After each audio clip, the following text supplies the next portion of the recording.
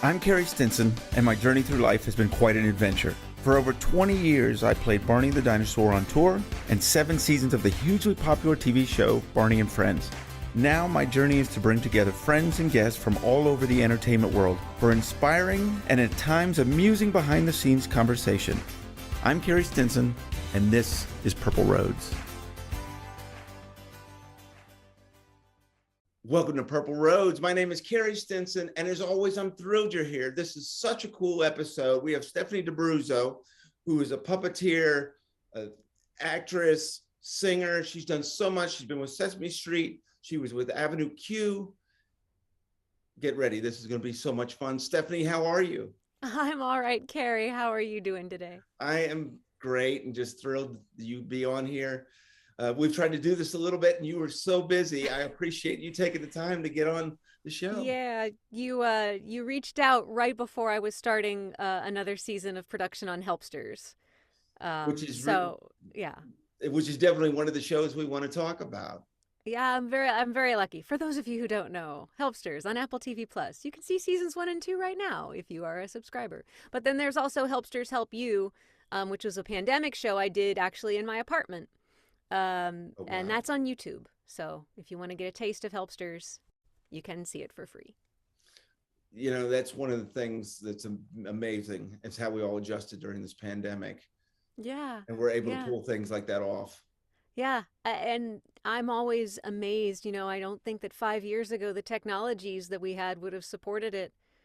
To be able to, I mean, I hadn't heard of Zoom, and I don't think many people were using Zoom the way they do it now. I don't think our laptops were as robust and able to handle all the RAM and memory and all the gigabytes of video flowing in and out. So, I mean, if it was going to happen, can you imagine if this happened in 1985? You know, I can't fathom in an analog era. So I feel very fortunate that I was able to keep working and contributing. Well, and we were doing this show in a studio when this happened. Okay. And I remember thinking the same thing. I had heard of Zoom, and I thought, well, let's try this. And next thing you know, we set up basically a studio in my house. And there I've done 70 something episodes from my house. Yeah. And it works out actually pretty great. It sure does. It sure does. Well, and I know you probably get this a lot, but I do kind of want to start from the beginning with you and all the things that you've done. Did you know from a young age that you wanted to be an entertainer? I know I was always a little bit of a ham. I mean, I was singing on my swing set and listening to Sesame Street records and sitting on the edge of my bed and holding the little album covers and reading them because Sesame taught me how to read. And I loved to sing and perform whenever I could. But that said, I wasn't an outgoing person in class. Like, I wasn't the one who would always raise her hand. But if we did little, like I was in the reading group that would put on little, you'd read the plays that were in the readers. And because I could read well, I was always the narrator. But I knew that I wanted to play characters, but I didn't have the language to express that. Everyone would say, oh, you're such a good reader. You should be the narrator because there are more words, which was fine. I couldn't comprehend at that time that I was being asked to be a storyteller. I just thought, well, that's just me. I don't want to be me. I want to be someone else. And it took a really long time for me to be able to grasp how to go about performing. And I was lucky to go to a public school that had good arts programs. So by the time I got to high school, I had the opportunity to do quite a bit of theater. But it wasn't something that, it's not like we had money to take acting lessons. But when the library had their free summer program of doing readers theater, I did that. Any opportunity I had to do something like that wasn't going to cost us anything, I did. But I never thought of it as a career. I just knew that I wanted to do it. Growing up in the 70s, even though it was a very liberating time for women, it was still very much I'll probably wind up working in an office making coffee for someone. And then in the 80s thinking, well, then maybe I'll work in advertising. You still always thought of work as office, or, or you were a teacher. I mean, I knew that I wasn't science-minded. I knew I wasn't going to go into medicine. I knew I wasn't going to want to be a lawyer. So I just thought, oh, well, what are the opportunities for someone who does well in school? You work in an office. Because being an actor, that's what people who starved in New York did. Why would I want to do that? So I was lucky that when I was in high school, I auditioned for and got into a very competitive program called the Pennsylvania Governor's School for the Arts. It's now defunct, but it was a 6-week summer program that was very intensive in theater, and a really great thing and a really unfortunate thing came out of it. The unfortunate thing was it challenged my little untraveled 16-year-old mind. I could not wrap my little head around method acting. I always just dove into whatever characters I did, which wound up being a good thing down the line, but at the time, that wasn't what this program was about. So I felt like I had failed in that program, but what it did help me do is focus on other things. And in high school, I did a lot of activities. I was in forensic speech and debate. So as I was regrouping going into my senior year of high school, I thought, well, what can I do? What can I do with my life? Hey, maybe broadcast journalism. So for a myriad of reasons that I won't get into now, I applied early decision to Northwestern University and was lucky enough to get in. And when it came time to choose a major, there was the then School of Speech, Radio, TV, Film department, and the famous Medill School of Journalism. And I thought, well, I don't want to write for a newspaper, so maybe majoring in radio, TV, film would be what I should major in. And but I had never touched a camera, except a little Kodak disc instant camera. I'd never touched a camcorder. I'd never made movies. But I thought, well, I'll figure it out when I get there. It was the greatest mistake I ever made in my life because I fell in love with production, and it turned out to encompass all of the things that I enjoyed about performing and creating and writing. I lived in a residential college for all 4 years of my undergrad life, where I found a community of like-minded souls. It was like a creative fraternity, and that's where I came to the decision that I wanted to become a Muppet performer. Not just a puppeteer. I wanted to become a Muppet performer. What's the difference? Well, I didn't want to do kids' birthday parties. Okay. I wanted to learn character and comedy performance that was done through a channel that was not my face. Puppetry appealed to me because I could play anything I wanted to play, and it didn't matter what I looked like. And I say this coming to you with no makeup on in a studio, but we got to be brave once in a while. I learned in college what being typed out was, that you wouldn't get a role simply because you were too short, too fat, too tall, too this, too that.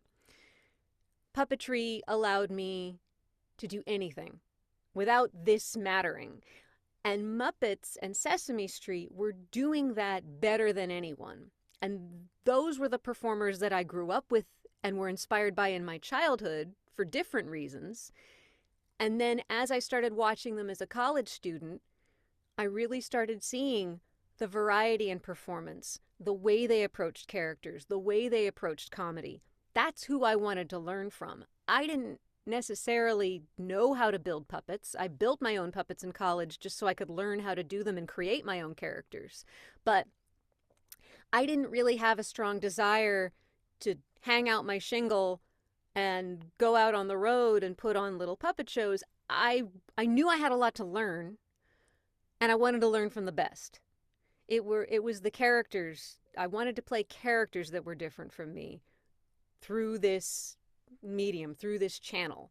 So that's what got me into that area of the world. It was the opportunities for acting that I wasn't going to have in a 5'2" body with my hair, my face, my shape. It's fascinating. Was Sesame Street one of those specific goals, or was it just puppeteering in general? I mean, at that time, the Jim Henson Company had all three character groups under one roof. So really it was working for Henson. Okay. Sesame Street offered the most opportunities for new performers to come in. And when I had my first audition, it was because they were looking for women after Camille Benara announced that she was going to be stepping back from puppeteering. And she was a major performer, not just with the Muppets, but mostly on Sesame Street. Sesame Street had annual production every year. Henson was doing a lot of other stuff too, and I did get to work on other Henson projects. But Sesame, at that time, and now to some degree, that really was where the newbies came in and got their camera time. That was the boot camp. When you were doing other projects, they didn't have time to train people. You had to come in ready.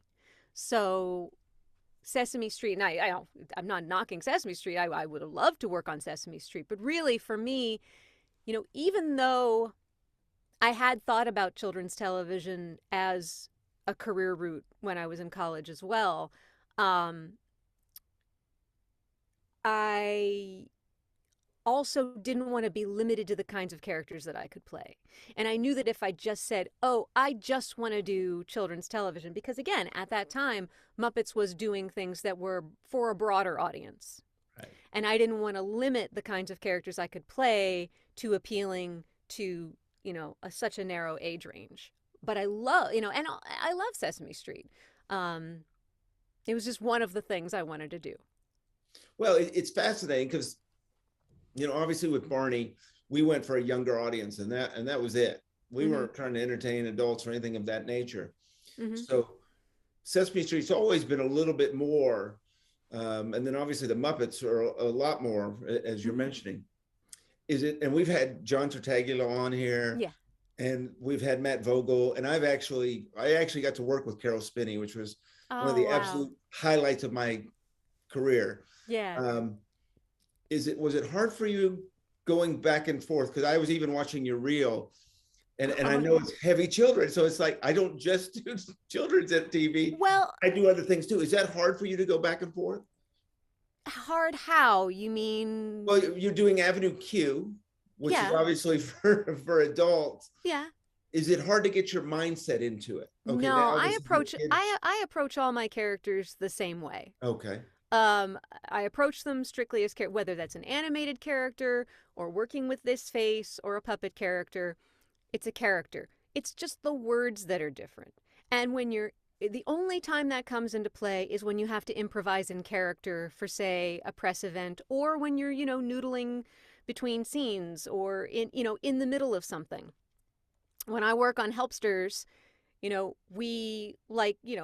are moments where we're given a bit of a leash where we can maybe throw in a little something here, or we have a lot of guest stars before they come, when they come in and between takes, we're playing with them. You have to know when to hit the censor button in your brain. But then again, you have to know every character's going to be different. What a character would say on those down times is going to be different from character to character to character. So you just have to be mindful of which character you're playing. I've played so many characters that, again, going back to why I couldn't do method, it's best that maybe I didn't have to think for a half hour and get into character, because I can switch from character to character, know what that character would say, how they would say it, and what they can't say or shouldn't say. Now, sometimes, you're a little too funny in between takes, and you mess up, and you maybe say something that you shouldn't, but we all do. And sure. But going, it's not hard. Like and it's a question that I get asked more often than you think. Like, is it hard to do children's and non-children's entertainment? And the hardest thing about children's entertainment is that you have to do more with less vocabulary. I feel that way, especially I've started to do more writing. And I've written for Nature Cat and Don Quixote and one episode of Helpsters. And it's fascinating because people have this stigma about children's entertainment. They think it's easier to write. It is much, much more difficult to write because it's not, when you say there are words you can't use, yes, the obvious words you can't use, but Right. you will be challenged on a word that seems innocuous, or someone will say, kids won't understand that, or the way that they say it, or even for, when you're dealing with a show that's going to have an international audience, plays on words, or dealing with kids who are on the spectrum and they don't understand sarcasm, irony, things that are used in other, humorous, things we would use for humor for other audiences. You have to really simplify some of that. So you have to do more with less, which is a challenge, and it's a good challenge. It's a great challenge. But, people just think, oh, is it hard not to swear? It's not hard not to swear. No, but and you're exactly, I'm glad you pointed out, because it really is the other part that's the hard part about it, is that what they're going to understand, and what your audience, is it the little ones, right? Is it in between? Obviously they're going to learn a little bit more. I had to learn a real responsibility to it, and I understand that with all characters, but playing Barney, I could never be, when you're that character, right? You can't be sad, you can't be having because those kids, boy, he's real. He's real. And those characters that you bring to these kids shows are that way too. Have you had a chance, do you get to do a public appearance or hospital visits or things of that nature where you get to see some of your audience? No, no, the characters that I play on Sesame Street aren't, of that level of popularity. I would get a sense of it when we would, before COVID, when we could have visitors come to the set. We would have Make-A-Wish kids, or, friends of other people who worked on the show would bring their kids. And it's fun to see different kids' reactions to it. Puppets especially, not every kid is cool with a puppet. And because the puppet's head is bigger than the kid's head, and their eyes are 10 times as big as their eyes, and it's different when it's on a screen. It's right in your face. That can be a lot for some kids, but other kids, and this is something that I knew when I was in college, when I would try my characters out to my friends in the dorm, they'd stop looking at me, they would look at the character. That's when I knew I was doing something right, when I was teaching myself how to do this. The kids will be the same at Sesame. You can be right there with the puppet, and if you're engaging, if that character is real, if you have put your heart and soul and skill and craft into that character, they're not looking at this, they're looking at this, which is great.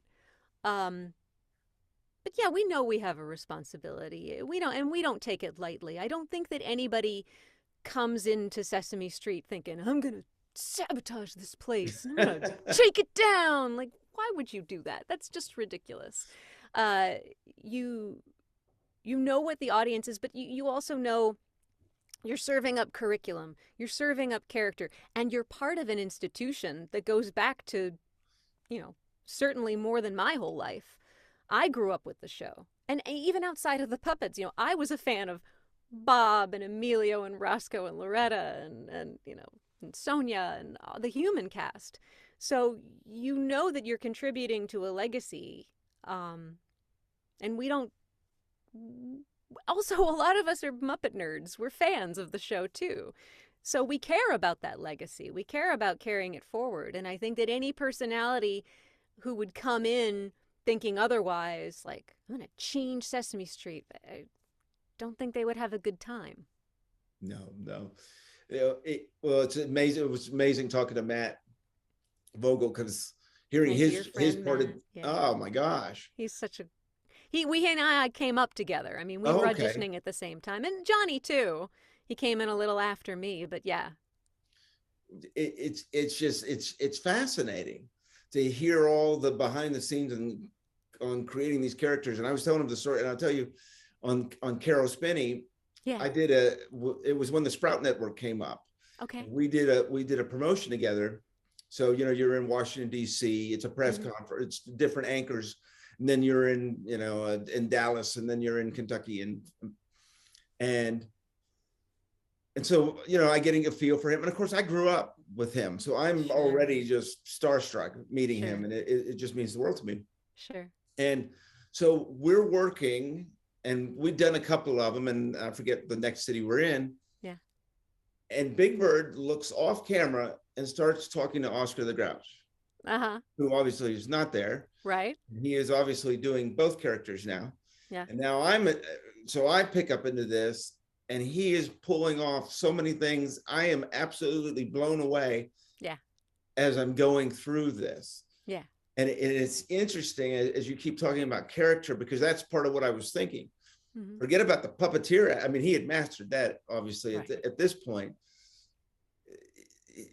Working two characters at the same time, plus the other things, working with me, and which we had just met.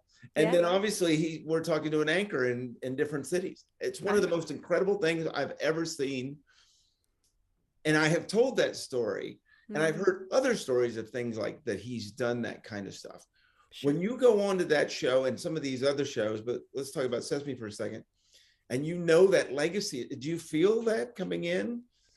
Of course. I mean, I remember my first day working alongside Marty Robinson and Carol, and for meeting Jerry Nelson for the first time, and again the human cast. But I mean, all of those puppeteers, some whose names were on that album that I was reading the cover of when I was, singing along with the records. I mean, it's still unfathomable to me sometimes that those names became my friends. I mean, I got to meet everyone except Jim Henson and Richard Hunt. Everyone else in that, and and Joe Raposo had already passed away. But my first, not my first day with John Stone, but I got to work with John Stone a couple of times. He would never have remembered my name, but I still got to work with John Stone. I met Jeff Moss once, just to meet these people, and then eventually to really get to know the writers, Tony Geis and people who'd been there from the beginning, Chris Surf and Norman Stiles, and these legends, these people who built the show, and then the puppeteers and the crew. I mean, Frankie Biondo, Camera One since 1969. Dick Maitland, audio since 1969. That's mind blowing when you think about that. I still, whenever I see Bob McGrath, it's like, I know Bob. We invited Bob when my husband turned 40. We had a party for him. And Bob was at his birthday party. That's ridiculous when you think about that. That wasn't anything that I set out to do. When I was little, I remember saying I wish I could take a vacation to Sesame Street. There are times I still feel like I won a contest. The fact that these people they were my, even the people who aren't there anymore, who are no longer with us, they were in my lives, and they were on my Christmas card list, and they knew my name. The first time Roscoe and Emilio said my name, Gordon and Louise know my name. It's just, and then you work with them, and that's a whole other relationship. Then, and that took a little while for me to feel like they were really my coworkers. You want to not be a tourist when you're working on Sesame Street. You want to play it cool. Sure. But it still takes a while to not feel like the new kid. And as long as I've been there, sometimes I do still feel like the new kid. But when you're in the trenches and you're working, and then you're asking, you're not asking the questions, what was it like to work on this show? You're asking, oh, is this monitor in your way? Oh, is my elbow in your way? Do you need me to move? That's the down and dirty. Right. Or the timing of a scene, and getting to bounce off of my heroes is amazing. It's the coolest thing. I got to meet Roscoe. Mm-hmm. And I met Mr. McFeely. Oh, wow. And the fact that they, when I watched them all as kids, and then you meet them, and they're as nice as you hoped maybe that they would be, it's one of the coolest things. Doing this show, I've never met anyone that's just not the night. There's something about kids' entertainment. Yeah. That everyone's just really nice people. Well, I think it definitely weeds out the bad seeds. I think that people, there might be one or two people who Sure. pass through the world thinking, oh, this is going to be an easy gig, and they realize it's just not a good fit because for whatever reason they either think it's going to be an easy job or an easy Right. paycheck, or oh, how hard could this be? You know, either they don't get to that point or they don't want to stay in that world. They want to do other things. And that's fine. It's not for everyone. And I don't say that to be like, I'm so superior because Right. I work for the purity of the children. It's the gig I can get. Because if you're doing television puppetry, for the most part, most of the jobs are going to be in preschool television. That's just a fact. With the exception of the Disney Muppets, for the most part, I've gotten to do a couple of things outside of it, doing the Unbreakable Kimmy Schmidt, doing that backpack on that, doing a couple of things on Last Week Tonight with John Oliver. But for the most part, that's where if you're a lumberjack, that's where the trees are. Right. And so you do it. And thankfully, I had the training in college. The few theater classes I was allowed to take as a non-theater major at Northwestern were all in children's theater, storytelling, creative drama, taught by a Corponing Cup winner and a legend in the world of storytelling and children's theater, Reeves Collins. And I learned very early on to respect the audience, to not think of them as kids, to treat them as people so that the characters could be appealing to anyone. Make that character as true and appealing to a wide audience, and you'll get the kids and you'll get the parents and everybody in between. That it's not so much about talking to kids or writing for kids, it's writing about kids or understanding the kids or knowing what they need, but never talking down, never acting like you're doing yippity-dippity-dippity-doo. And that's what I'm constantly doing and constantly striving to do, and do things that are different or unexpected. I'm always trying to just break that mold of what people think of when they think of a preschool puppet character, and also a preschool puppet character played by a woman. Well, let's talk about that since you brought that up. Mm-hmm. Do you, has it gotten easier? As a woman being in this industry?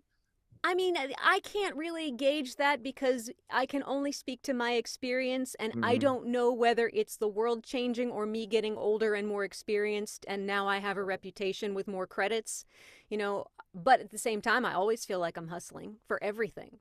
So, yeah, there are a lot of female performers out there. A lot of them work on Sesame Street, and that's amazing.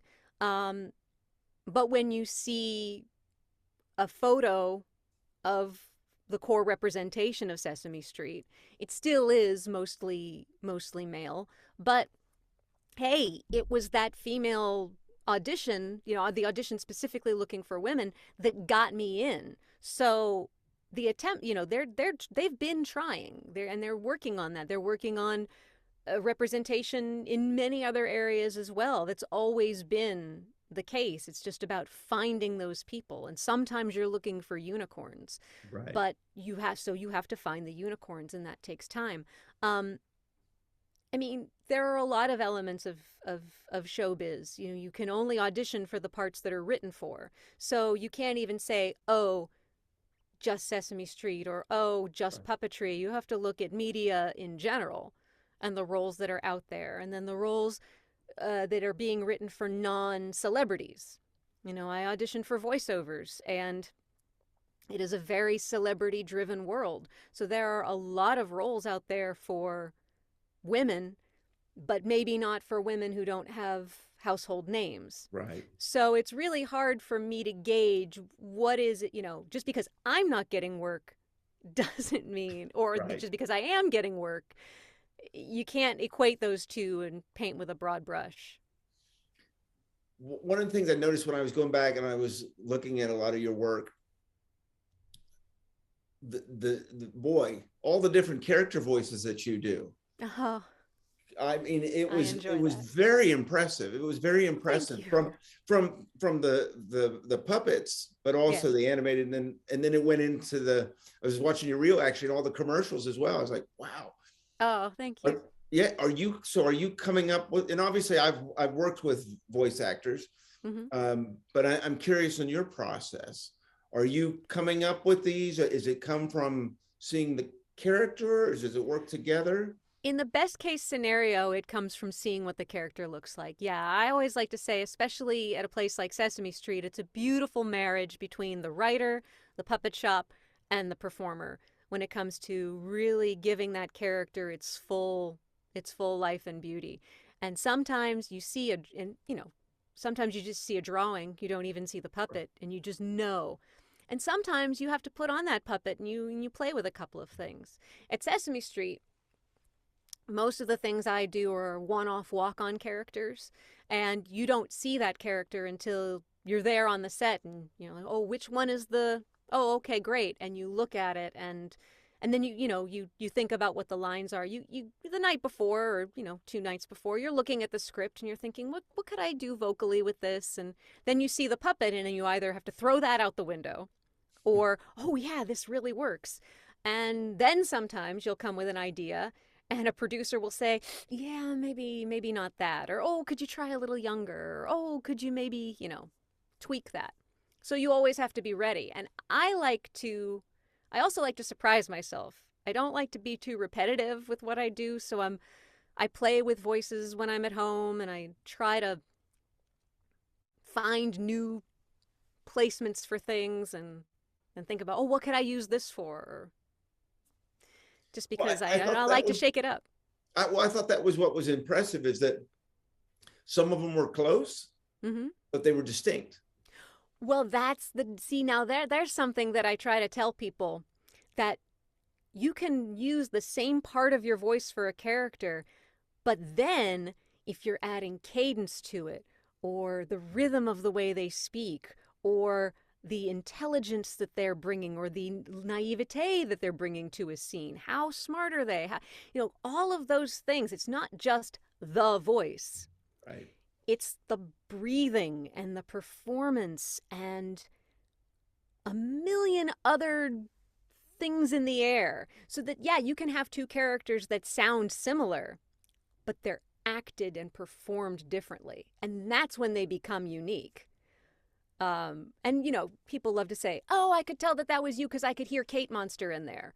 And I'm like, yeah, but don't be confused, because it's not Kate Monster. I think people like to feel like it's a game that they're winning when they can recognize, I knew that was you because I could hear Kate. Well, but it's not, But what are you going to do? I like to think that they mean it as a compliment, so I try to take the compliment and hear the compliment. Oh, I absolutely think they do. People just don't realize how much that goes into these things. Sure. Oh, yeah. It's and amazing. They think anyone can do. Well, and as I've often said, anything that someone does well looks easy.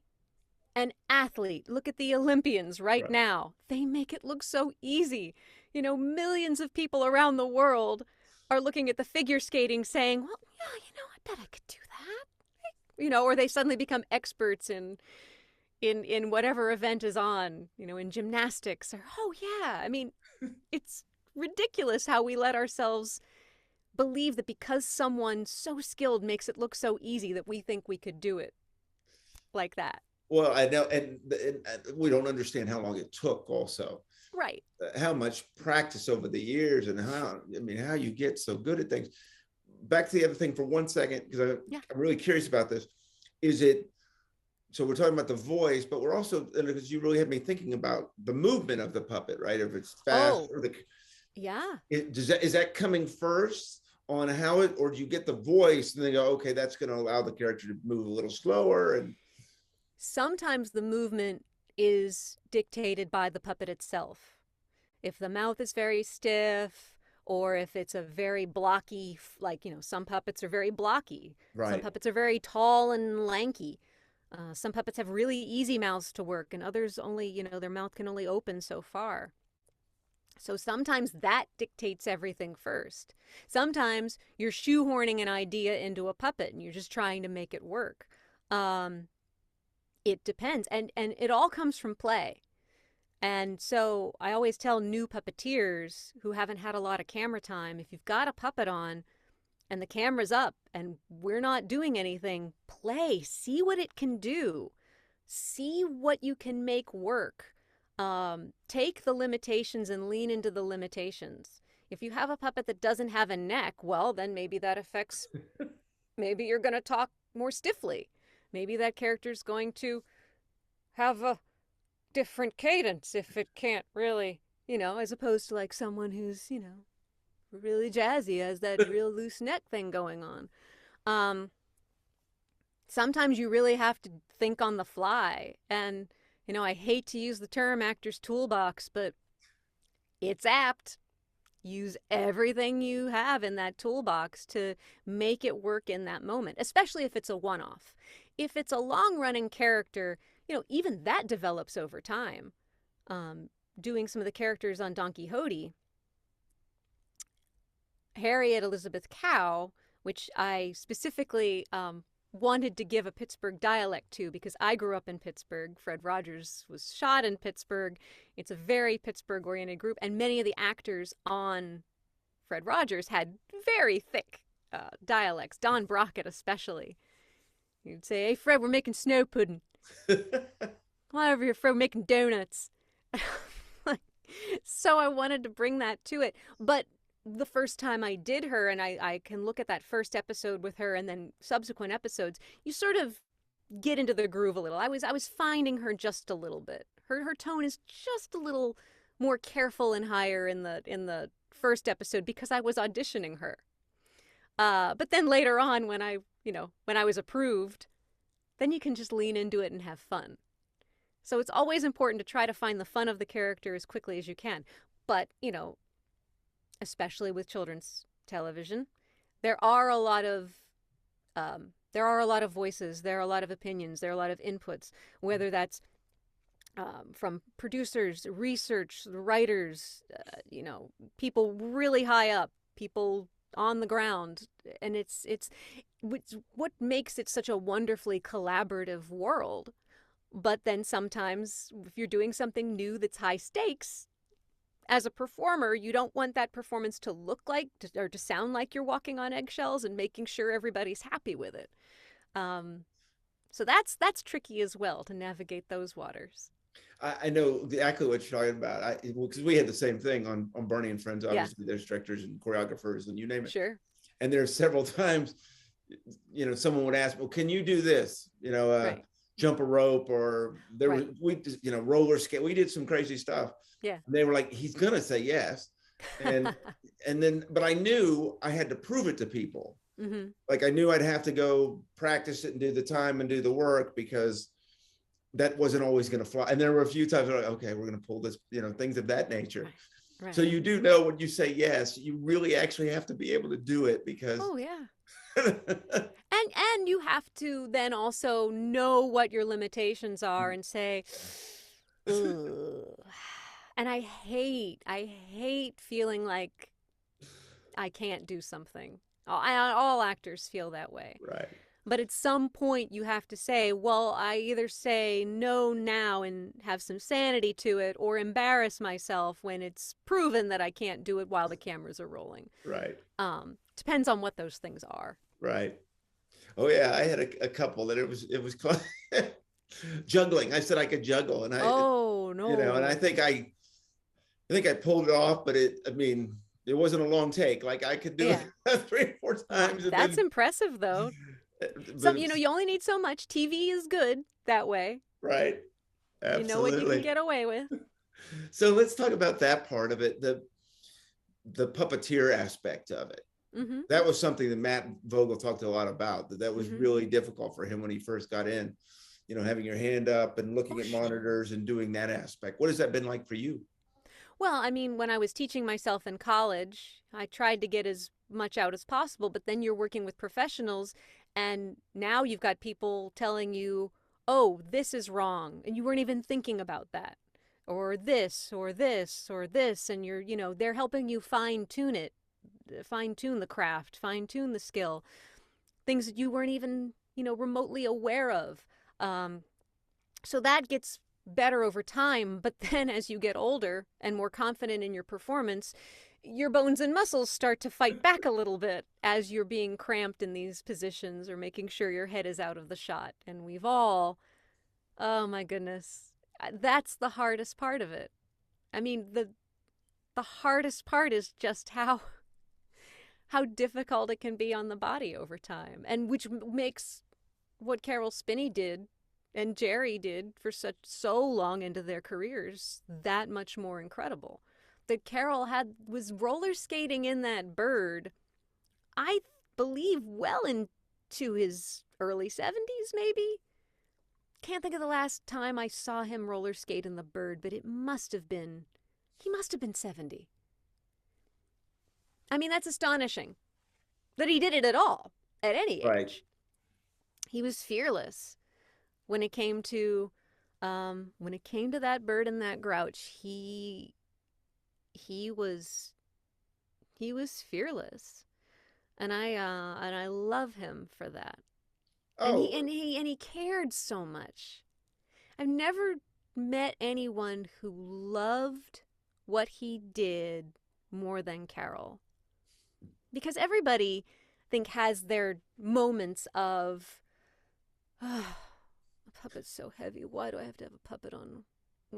Can't I just do this in a voiceover? Can't I just do this in a booth? Oh, I wish I was doing this. Or, oh, I'm not making enough money. Or, and Carol, man, he would have done those beyond the grave if that technology was possible. When I met him that day, he was so nice. His wife was there as well. Oh, and Debbie's so wonderful. She was just as nice as he was. Yeah.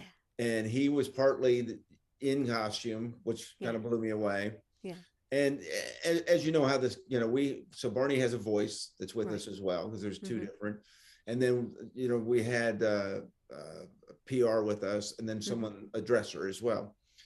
And so in between takes, everyone is talking to Carol. I mean, everyone wants to hear Carol's stories. He's got them. He does have them. And everyone obviously is great at their jobs and all that stuff, but everyone forgot about me other than Carol. Oh. And Carol would continue to say, does Carey need water? Or does Carey need...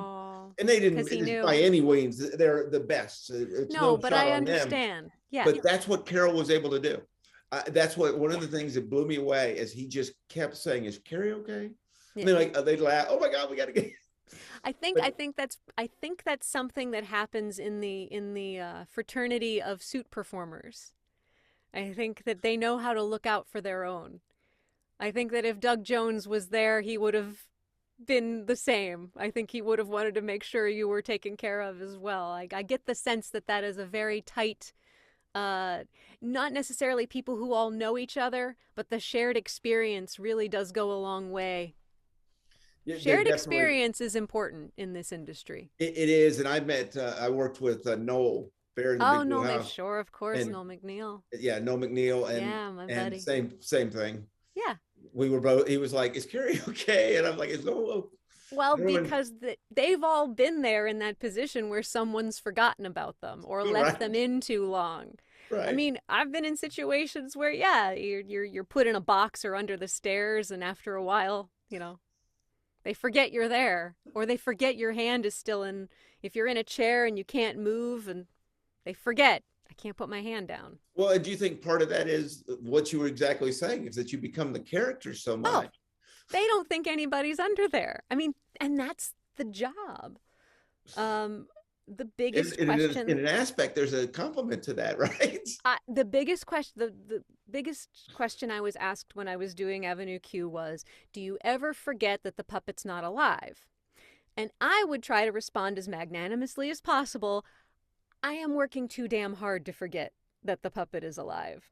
But it was a backhanded compliment, because it meant that they honestly thought the puppet was doing the work. It wasn't so helpful when it came to trying to get jobs beyond Avenue Q, because people thought, well, she's not a real actress. Puppet does it. There's just not a lot of I had hoped that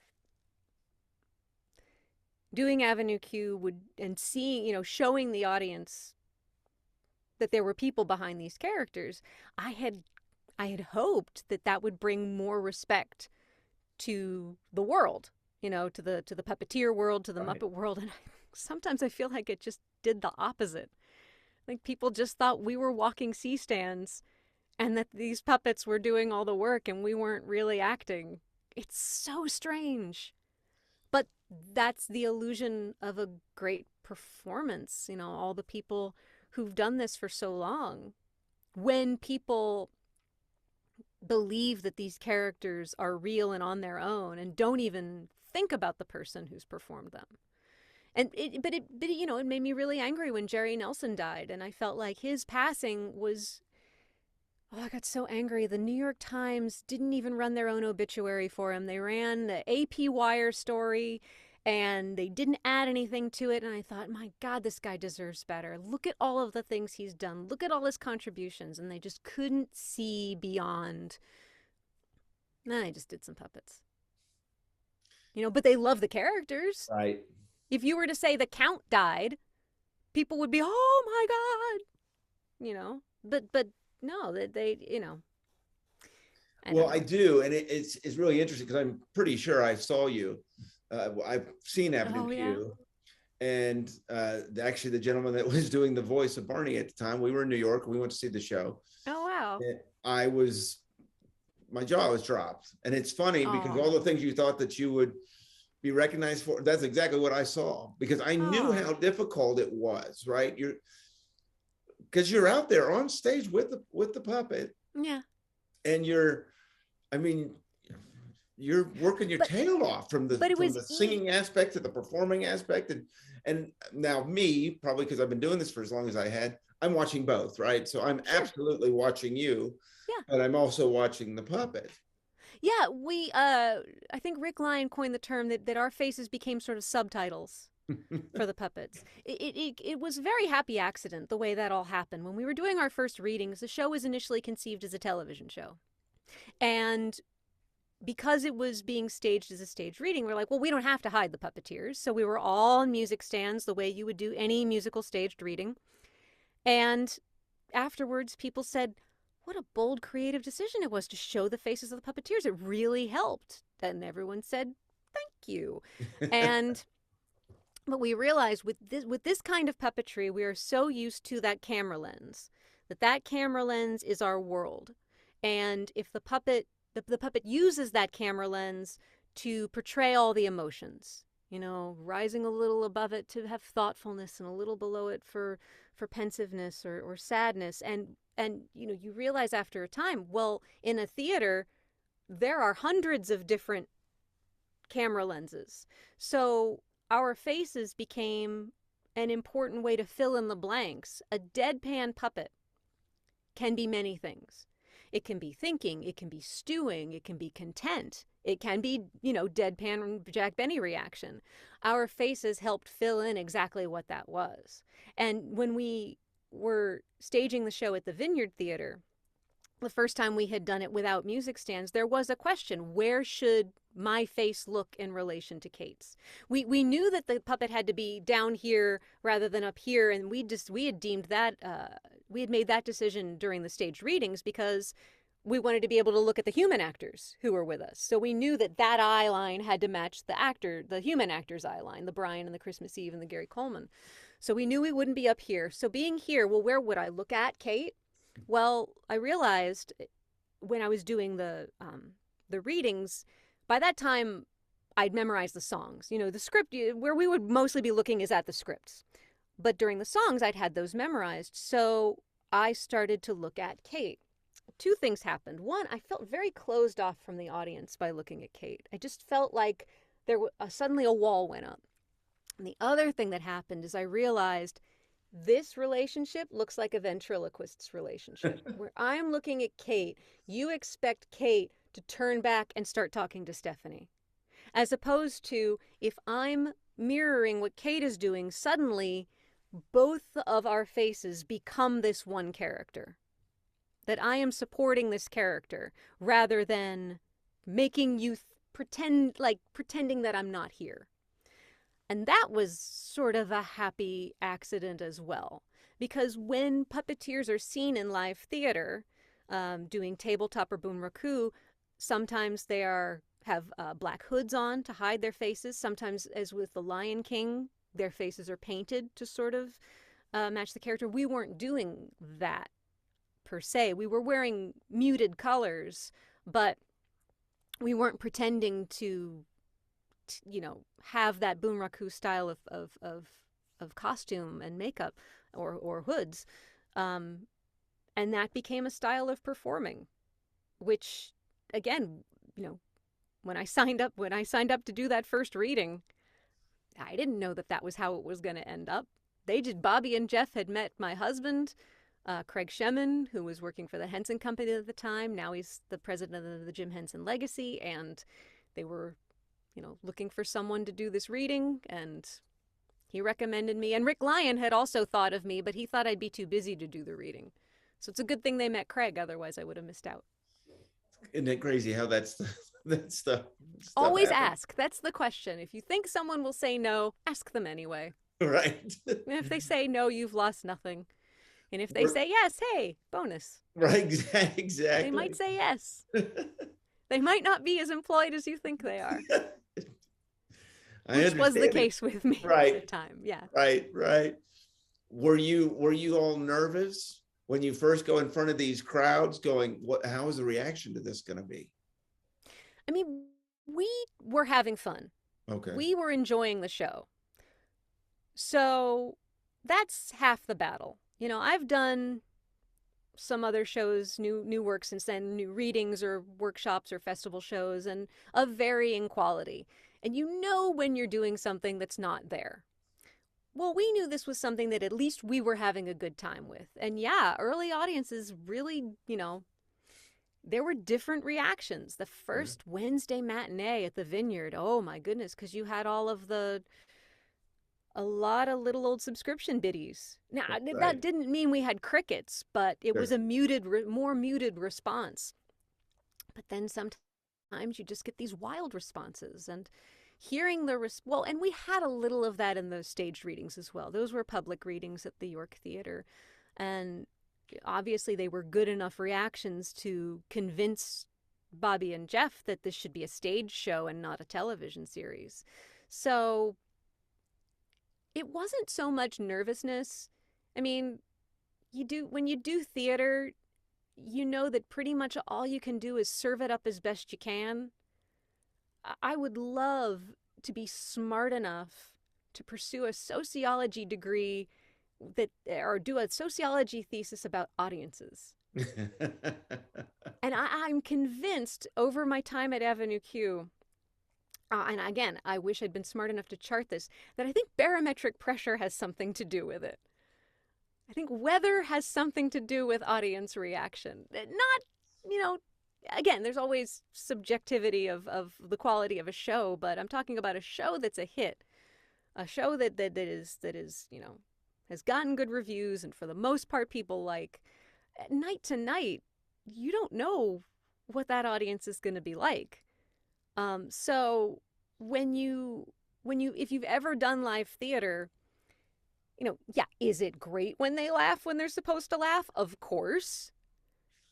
But I don't think anyone was going to come and boo us. So at least they weren't going to pay to boo us. Well, but it a lot of times, because I've gone to Broadway shows where you don't know exactly what you're going to see, right? Oh, sure. So you're hearing, we were a hard show to describe too. Yeah, these are puppets that cut. Yeah. I mean, that it's an adult show, and it's so much more than just that, right? There's a lot of lessons and a lot of things that are happening on with this show. That was I think the biggest challenge, was trying to describe the show, especially when we were doing press early on, is trying to come up with that capsule description, because everyone's like, well, it's a grown-up Sesame Street. It really wasn't. Right. It really, really wasn't. It was much more of a traditional book musical than anybody gave it credit for. I mean, if you look at the script, it's boy comes to the big city, meets girl, falls in love, breaks up, maybe ever after. And it's about, but then it's also got elements of, we had the Rent producers with us. It's got elements of a lot of 20-somethings trying to figure out who they are in this new world of freedom that they have. It's just that it was told with a different tool, and a tool that could do things that humans couldn't. And that's the long tradition of puppetry. That goes back to Punch and Judy. The puppets can get away with saying things and doing things that would get a human hanged.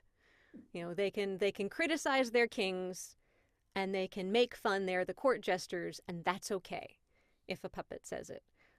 And then to call us a show where it's just puppets cursing was a disservice as well. I mean, Right. Yes, it was a show that had puppets that cursed, but that wasn't all that it was. No. And I wouldn't have wanted to do a show that was Right. just about puppets cursing. Because also, to me, the puppets aren't puppets, they're characters who happen to be presented in puppet form. And I think that people who saw the show eventually came to understand that. But another thing I would hear at the stage door is, I hate puppets, I hate musicals, my friend dragged me here kicking and screaming, but I loved the show. So when you're charging $100 a ticket at that time for a Broadway show, when people thought, well, I can just watch Muppets at home, Right. it was a tough sell at first. That's why we were very grateful to be nominated for the Tony, because at least we could perform on the telecast. That 3-minute performance encapsulates, it gives you a better taste of what the show is. I don't envy the Spotco, who are our advertising people. I mean, they did a lot of different campaigns over the years. It's a tough. We were a very word of mouth show, and we were very grateful to the people who came early on and dragged those friends kicking and screaming. Well, and then you were nominated for it. The show was nominated, and I was nominated, and Johnny was nominated, and the book and the music also won. So, I mean, what is that from going to do a reading? I think I'm doing a TV show, to getting nominated for a Tony for this show. I was just lucky. I was just lucky. I mean, there's just no other word. I often say I don't think I would have gotten cast if I had auditioned for it in a traditional way. Because I was playing an ingenue, but I wasn't an ingenue. And I look at the women who were put into the show after I left, and they were all younger and prettier and much more ingenue than me. Even, also playing Lucy, they went for that ingenue look, and that's not me. So I was lucky to get in the show, stay in the show, continue to stay in the show once we got to Broadway. I mean, to actually, it's my only Broadway credit, but I'm lucky that it's a memorable one. I'm lucky that people thought I was noticeable enough. But then you look at that category, and I don't know whether you looked at the other women who were nominated that year. I was pretty much laughed out of that category. So it was lovely, but it was very bittersweet. You had Kristen Chenoweth and Idina Menzel for Wicked. You had Donna Murphy for Wonderful Town, and the great Tanya Pinkins. It's not just Tanya Pinkins, it's the great Tanya Pinkins for Caroline or Change. So, I mean, and I was self-deprecating about it. I called myself And the Rest because I was the professor in Marianne. I did that. Unfortunately, the rest of the community, did as well. And it was bittersweet because I was made to feel like I had lost it before I lost it. But I look back at that time with a great deal of, you know what? I got to go to the party, and I never thought I'd get to do that. But I mention that only because I think that there are, especially the young theater kids out there, they think, well, you get on Broadway and you get a Tony nomination and the rest of your life is gravy. And that's, this is a tough biz, kids. people can be mean. And, for no good reason. I didn't kill anyone's dog.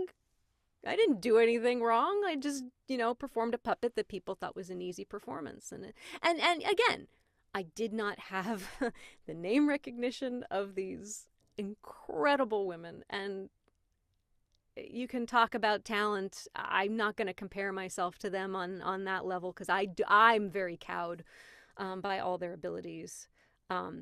It was just, everybody else gets the time to be a nominee, and you haven't lost yet.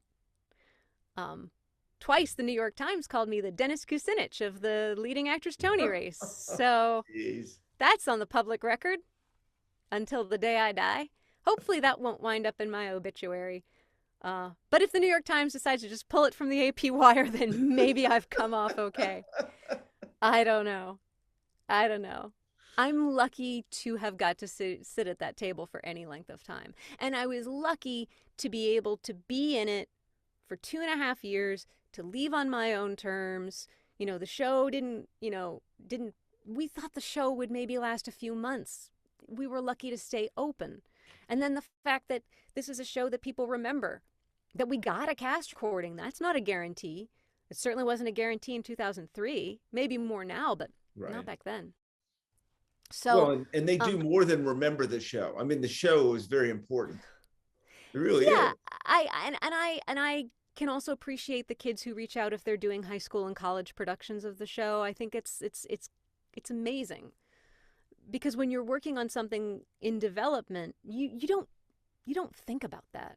You're not thinking about, this show's going to make history and Samuel French will distribute, MTI will distribute it. You're not thinking in terms of that. You're just like, okay, how long will I have this gig for? Right. Will I get enough to make health insurance?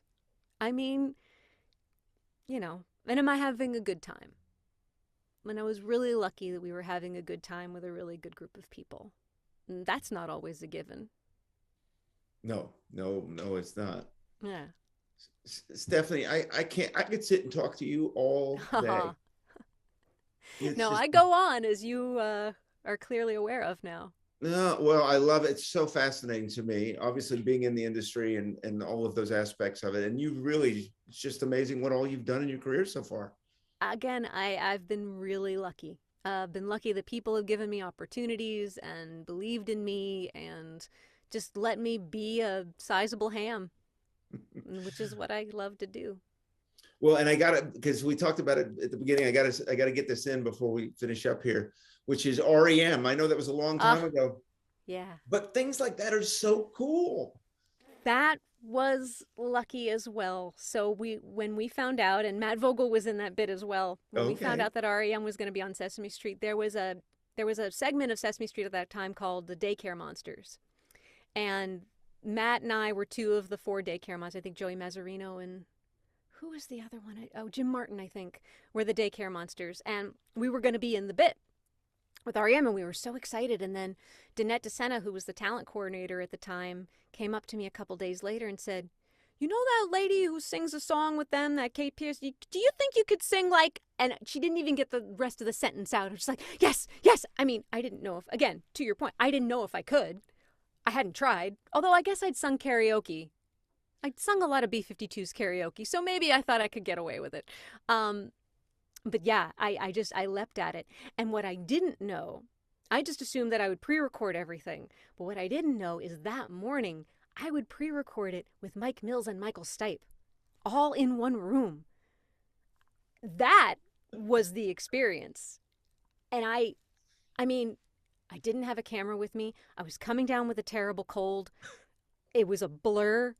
I got them to autograph some CDs, but like, I didn't gush. I was really trying to play it cool, and I didn't gush as much as I should have or could have.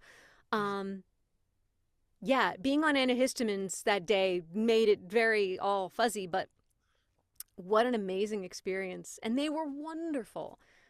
And they, it was a song that notoriously they had not performed in concert since they had recorded it.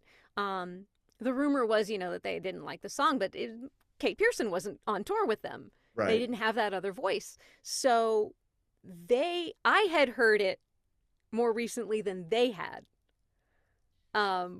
So when we were in the control room before we went to record, and Michael and Mike were sitting there like, wait, do I come in here? Wait, is this it? I'm just trying to not say, yeah, you sing that and you sing that. Because, be cool. Be cool, Abruzzo. Be cool. Because that was 1998. That was a lifetime ago. But, and I'm again very grateful that that's something that people still remember fondly. But see, because I was a daycare monster now, I don't know if everybody knows this, I didn't get to perform the puppet of Kate I didn't Pearson. know that. No, Kevin Clash, who played Elmo, who's technically, my boss as puppet captain, said, I'm going to play this because you already have a character in it, so I'm going to lip sync to it because the puppet's really heavy and big with that big wig. And okay, at least I'm still in it.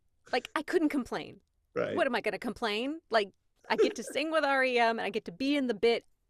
The rest of it is just technicalities. Right. So that's a bit of trivia as well. I'm the little green monster just, going nuts back and forth in the front, being all silly. So yes, and if you hear me go, making the noises, I'm on the twice. So yeah, sometimes you get lucky to get to do stuff like that. And I'm very grateful that that's something that people still remember, 22 years later with fondness? That's amazing. Well, and that happened really early. I mean, I started at Sesame in 93. That's 5 years into my career at Sesame. So how lucky was I to even get to do it? Yeah. Well, you've had just an amazing career so far, and we can't wait to see what comes next. And I'm glad you say so far. That's always nice. Oh, absolutely. That's always my, who knows what, I didn't ever think I'd be doing this, and it's turned out into something I just love, and who knows where's next. So you've just had these really cool moments in your career, and I can't wait to see what happens next. And the Helpsters on Apple TV, you got to check that out. That's been a huge hit. It's, we have no idea what numbers are because streaming, they keep that pretty close to the vest. But we have a good time. And Donkey Hody on PBS, absolutely, we have a good time. And sadly, I haven't been able to be out for that as much. That tape's in Chicago. So unfortunately, I've had to loop to Mel Campbell's puppet performance quite a bit. But when I was out there, oh man, the fun that we have. It's a good group. Again, Spiffy Pictures. I love working with David and Adam Rudman. They're good. They're good people. So really lucky. Well, I can't thank you for your time. I've just had a blast talking to you. I'm so glad that we were able to make this happen. Absolutely. Thank you for the chat. Well, thank you. And I may have to call you back sometime and we'll plan it out because I'd love to talk to you even more about all this. Sounds good. And thank you for watching Purple Roads.